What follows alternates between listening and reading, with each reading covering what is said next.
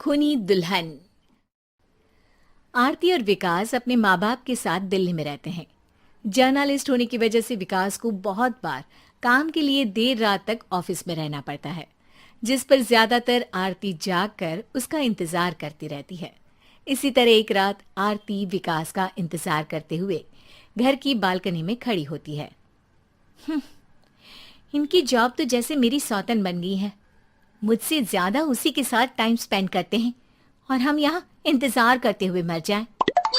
अपने आप से ये सब बोलते हुए आरती की नजर मोहल्ले के कोने वाले घर पर पड़ती है, जिसकी लाइट्स ऑन देखकर वो हैरान रह जाती है। ये इस घर की लाइट्स कैसे ऑन हो सकती है? यहाँ तो सालों से कोई नहीं रहता। वो ये सोच ही रही होती है कि तभी उसे घर की खिड़की पर औरत की परछाई के साथ लाल चुन्नी दिखाई देती है, जिसे देख आरती डर से चिल्लाने लगती है। भूत! कोने वाले घर में भूत है! आरती की आवाज सुन उसके घर वालों के साथ मोहल्ले के लोग भी अपनी बालकनी में निकल आते हैं। अरे क्या हुआ? आधी रात में बावरों की तरह क्यों चिल्ला रही है? भूत! वहाँ भूत है! आरती की बात से सब उस घर की तरफ देखने लगते हैं, लेकिन वहाँ कुछ नहीं होता। भाभी जी, लगता है आपने सपना देखा होगा। मैं बालकनी में खड़ी होकर सोऊंगी क्या? बता रही हूँ, अपनी आंखों से देखा है। घर की लाइट्स ऑन थी और वहाँ किसी का साया भी था। अरे तुम अक्सर विकास भैया के इंतजार में देर रात तक जागती हो ना? क्या पता नींद पूरी नहीं होने की वजह से कोई भ्रम हुआ हो। मोहल्ले के सब लोग और आरती के सास ससुर उसे समझा ही रहे होते हैं कि अचानक उसी घर से किसी औरत के गाने की आवाज सुनाई देती है। आजा ओ मेरे प्रियतम, आजा। आवाज सुन सब हैरानी और कंफ्यूजन से उस घर की तरफ देखने लगते हैं कि तभी उन्हें लाल जोड़े में औरत का साया वहां दिखता है, जिसे देख पूरा मोहल्ला सकते में आ जाता है। अरे ये तो कोई दुल्हन है। अरे नहीं नहीं, भूत नहीं है। अरे फिर तो पक्का तेरी दुल्हन है। अरे नहीं नहीं, वो तो मायके गई है। हद है, पहले इससे निपट ले, बाद में इस पर डिस्कशन कर लेना। बड़ा भ्रम बोल रहे थे ना, अब फटी ना सबकी। और नहीं नहीं, मैं किसी से नहीं डरता भाभी जी। भूत जैसा कुछ नहीं होता। या तो इस घर के मालिक यहाँ आ गए हैं, या फिर किसी ने खाली घर देख कर कब्जा कर लिया है। हमें वहां जाकर देखना चाहिए। बात में लॉजिक मानकर सब बाहर इकट्ठा हो जाते हैं कि तभी विकास भी वहां पहुंच जाता है। क्या बात है? इतनी रात को पूरा मोहल्ला यहाँ कैसे? भूतिया दुल्हन की वजह से। क्या तुम्हारे अलावा भी कोई दुल्हन भूतिया हो सकती है? इस भूतनी का किस्सा निपटने दो, फिर तुम्हें अपनी भूतनी दिखाती हूँ। अब सारे लोग मिलकर विकास को पूरी बात बताते हैं, जिसे सुन वो भी उनके साथ जाने के लिए तैयार हो जाता है।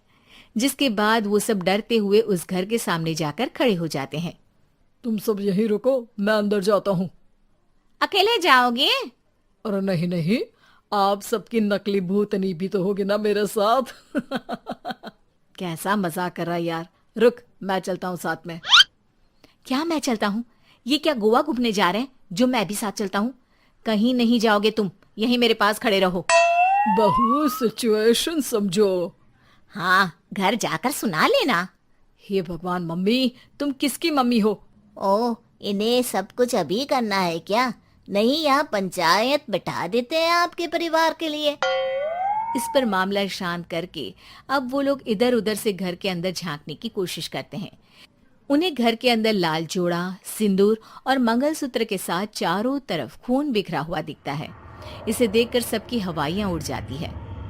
भाई ये सब क्या है? अब तो मुझे भी डर लग रहा है।